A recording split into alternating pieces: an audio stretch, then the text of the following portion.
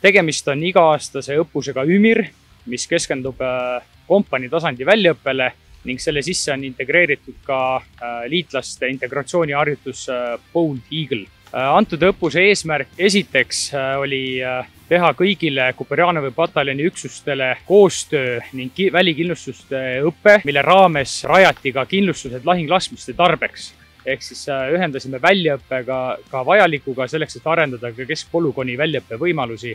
Meie ajateenijate ja reservväelaste baasil põhinevad jalaväeüksused saavad väga hea kogemuse ning väljaõppe võimaluse sõdida sellise võimeka vastase vastu, nagu on liitlaste lahingugrupp 1. jalaväebrigaadi koosseisus. Liitlaste roll on oluline, sest me teeme nendega nii koostööd, vahetame kogemusi, kui ka siis aitame teineteisel läbi sõdimise harjutamise saada paremaks sõjaaja ülesannete täitmisel.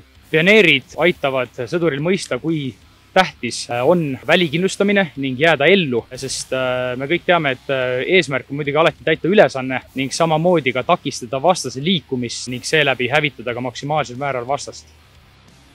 Harjutuse eesmärk on siis õpetada tavalisele jalaväesõdurile, kuidas kaevata siis pioneeri tasemel kaevikut.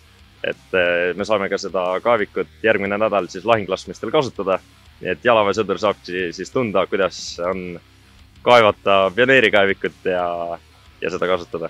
Esimese sammuna kaevatakse kaevik, ehk siis kaevikuliin. Teise sammuna paneme püsti siis raamid, ehk siis kus see kaevikuliin jookseb.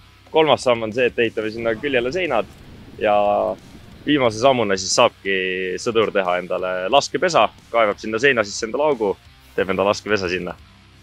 Aga väga hea on näha, et nii praegu väljaõppes olevad ajateenijad kui ka väga palju tegevväelasi, kes eelmine aasta olid alles samas rollis, on väga aktiivsed, teevad väga head koostööd omavahel liitlastega, ehk siis ainult rõõm, et väga hästi saadakse hakkama selle koostööga.